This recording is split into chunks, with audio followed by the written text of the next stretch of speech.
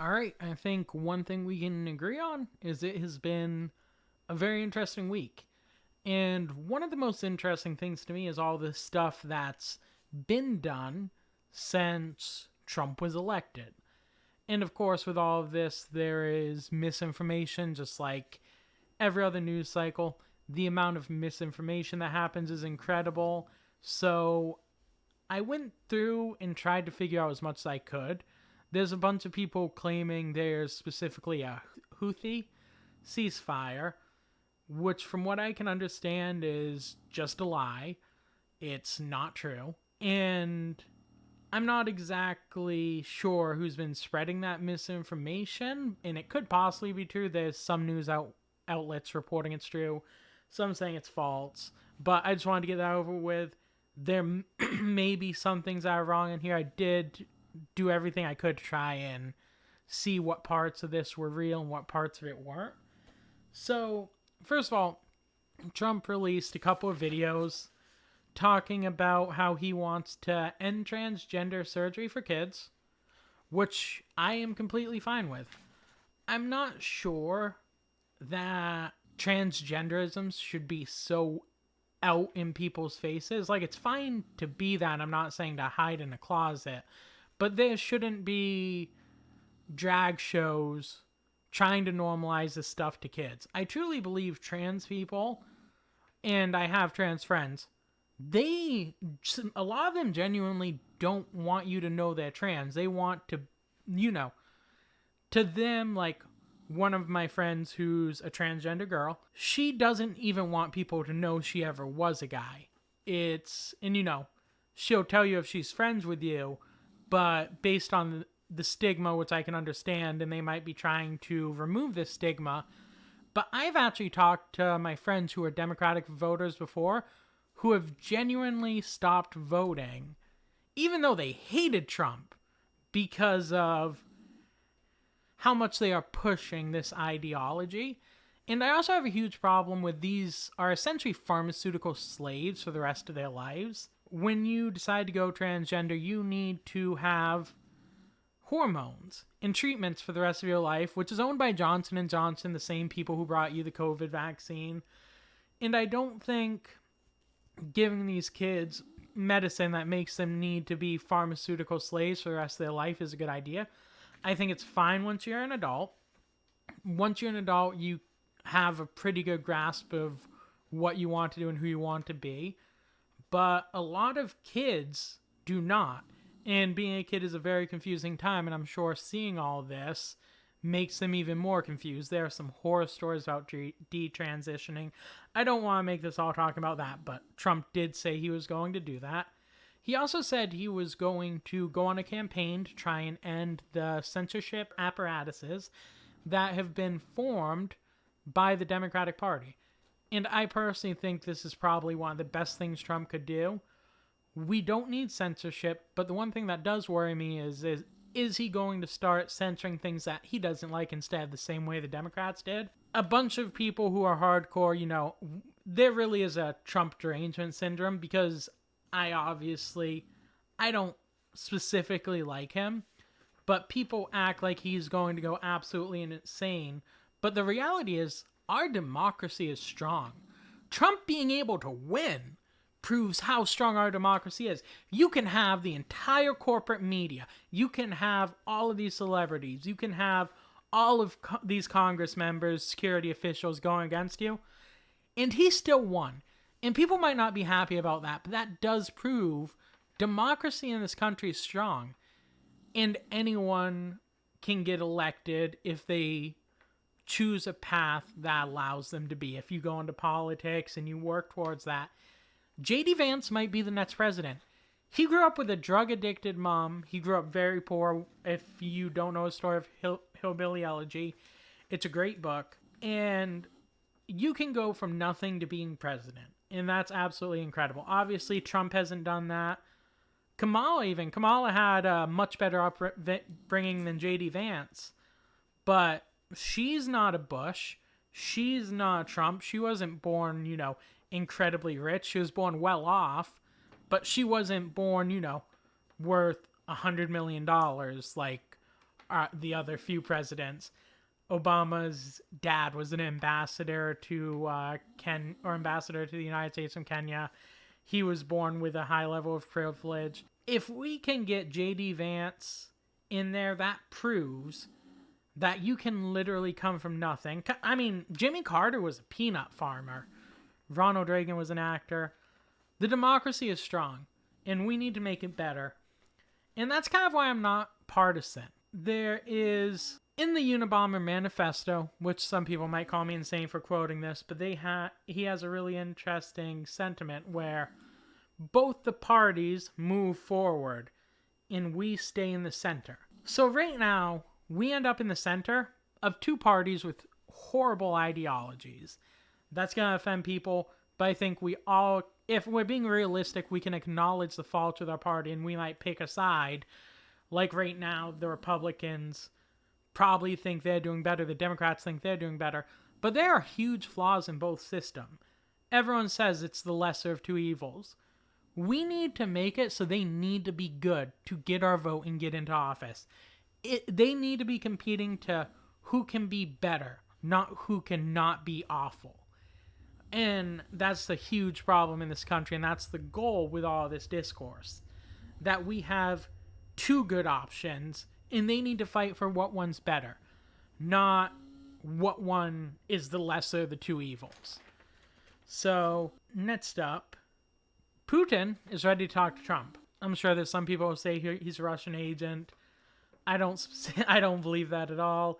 The Russian disinformation hoax was pushed, and there's the idea that Ukraine was invaded for no reason. Ukraine was invaded for a very specific reason. Ukraine is right next to Russia. In the 1960s, we had a thing called the Cuban Missile Crisis, where I believe it was Nikola Khrushchev, yeah, that's his name. He was putting missile silos in Cuba right beneath us. That almost brought us to nuclear war. We did the same thing in 2014. There's a phone call with Victoria Nuland where she handpicks a new cabinet of Ukraine after Obama overthrew them. And essentially, Ukraine started because of NATO expansionism. And Trump's also threatening to make NATO pay for themselves, which is good.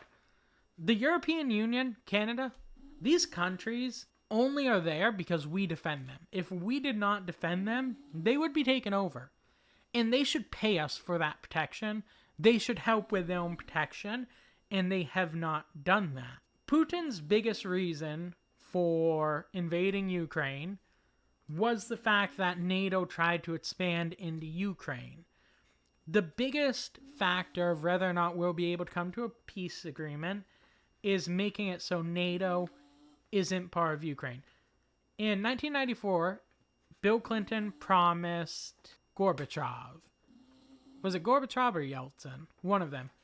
He promised them that he would not expand NATO. And then we expanded NATO 14 countries east towards them. That's what's led to the conflict that we face today. So Europe wants to buy liquid natural gas from America instead of Russia. An interesting thing is they say that might be because of the tariffs. It's incredible to me if it's just because of the tariffs and they don't want to weaken Russia's economy during the current war. But as with the thing above, that might not be an issue anymore under Trump. So China wants peaceful coexistence with us and is likely to be more malleable because of the tariffs. The BYD, which is a Chinese car company, canceled its plant in Mexico in September. Newsweek calls it false, even though it says it's due to the election and they're not sure what would happen. It makes a lot of sense that they wouldn't be interested if Trump is promising a 200 to 2,000% tariff. He actually said that. And it seems to me Trump is using all of these different tariffs as weapons, and he might not even need to enforce them to get what he wants. And that's the thing that people don't realize. Trump might be playing this on a level of chess that our current government is not. Newsweek, funny enough, the people who claim that the other statement was not a fact, is saying that Hamas wants an end to the war before Trump gets into office. Now, it's going to be hilarious if Newsweek was lying about this because they're fact-checking people. And very often the fact-checkers end up being liars, which obviously is not a good thing for the people who are trying to consume the information.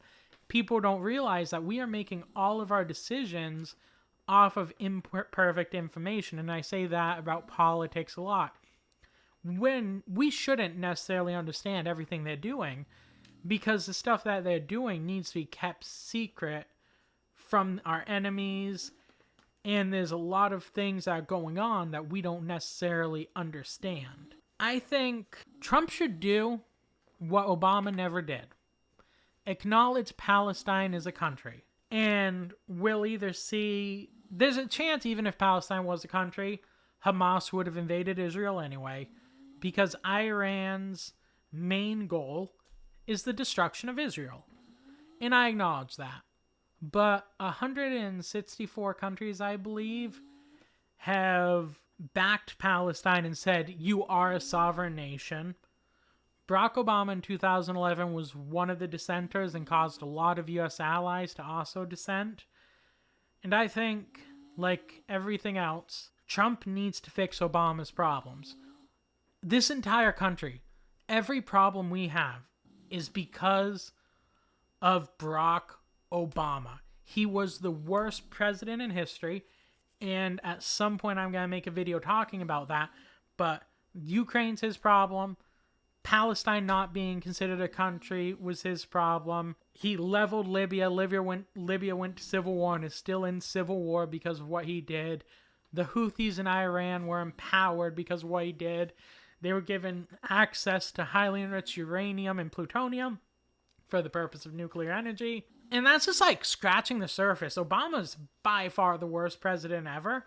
And somehow he's ranked in like the top 10, I think. And that just goes to show you, the more useful you are to corporations, the higher rank you get. Because in the end, that's all he did was sell us out to tons of different companies. So, Qatar kicked Hamas leaders out. They said that they weren't getting anywhere with the negotiations. And that they acknowledged that Trump was going to come in and there was going to be a solution of some sort, most likely.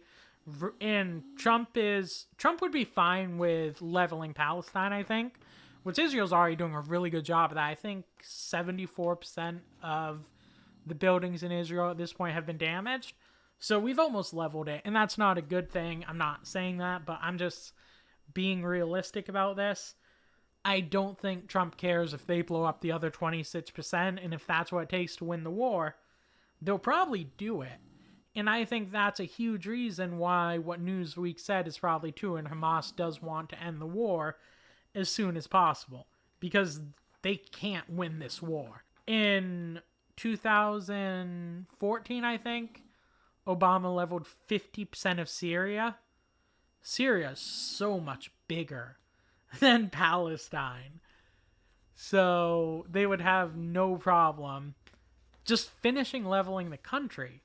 And Hamas knows that, and if they truly care about Palestine, which they probably don't, because remember, these are terrorists. And I'm not saying the people of Palestine are bad. I'm saying Hamas is terrorists, and they don't care. That's why they go to hospitals. That's why they hide in them and don't care if these people get killed. Because, let's be honest, they're monsters. So, there's a caravan in Mexico that was broken up. It's incredibly interesting to me that they've been sending constant caravans up here in large groups like that. And, of course, as we know, it's been empowering the cartel. Hopefully, this is the last of it. And there's a thing called the CBP app, I think it is. That might be the wrong name. It essentially plans when you can come up for an attempt to gain asylum in the United States. And I have no idea why they don't do strict background checks and just use this for immigration. okay, you come here, you pass the test, you're not a criminal, you're fine, you don't have any terrorist connections, you come in, you're allowed to work, we give you like whatever it is, an instant worker's permit once you pass all of this, and that's the way we allow them to immigrate. We should not allow these caravans where these people are just running in, undocumented, and not tracking them. We should have a better immigration system. I don't think very many people are against immigration, but people are very against random, unvetted people coming up again and again. And the fact that they're doing it thousands at a time, it used to be like 100, like 50 to 100 people, maybe 200, 300 was a really big crossing. Now it's thousands. What is going on? And the New York City mayor, who was being charged with a bunch of different corruption cases, something about some airline accepting business tickets and other things. He is ending food cards, which are $350 a week for immigrant families. And the reality is, part of allowing immigrants to come here, they need to be economically beneficial if that's why they're coming here. We need them to be part of the economy and be a net benefit. These people who are living off all of these things are either not working enough or we sent them to the wrong place. And obviously New York City is very expensive, but we can't have the government subsidize workers for these big construction companies, because that's what most of them do. We're essentially subsidizing their workers so they don't need to pay them as much. And then U.S. citizens don't get jobs there that would be higher paying because they bring all these immigrant workers, and then the government has to pay for it while the corporations are profiting. If you told that to the average Democrat and you're like, yeah, Trump owns a construction company, he hires all immigrants, and then we give them all these benefits and Trump pockets the money. Do you know how upset they would be? But for all the other companies, it's fine? No, it's a serious problem that needs to stop. And I think one of the biggest things is these countries know things that we don't, and that's why they've come up with all these policies. The fact that, Hamas is willing to end war, China wants to work with the United States, they're not talking about Taiwan anymore. Was our administration really that incompetent? And is Trump that much scarier to them? And, I don't know how most people feel about this, but I would rather have a stronger president who can convince these countries to get in line. If we have such a weak administration that we can't even communicate with these countries and get anything done, that they can threaten us like Iran's been threatening us, I guarantee you, Iran's not going to be threatening us anymore or threatening Israel anymore because they know what will happen under Trump. What has been wrong with the level of incompetence of the Biden administration? That's something we need to deeply reflect on as we move forward as a nation. Anyways, I hope you guys enjoyed. Remember to leave a like, subscribe. Tell me what you think I can do better. I am always trying to improve. Anyways, have a good day.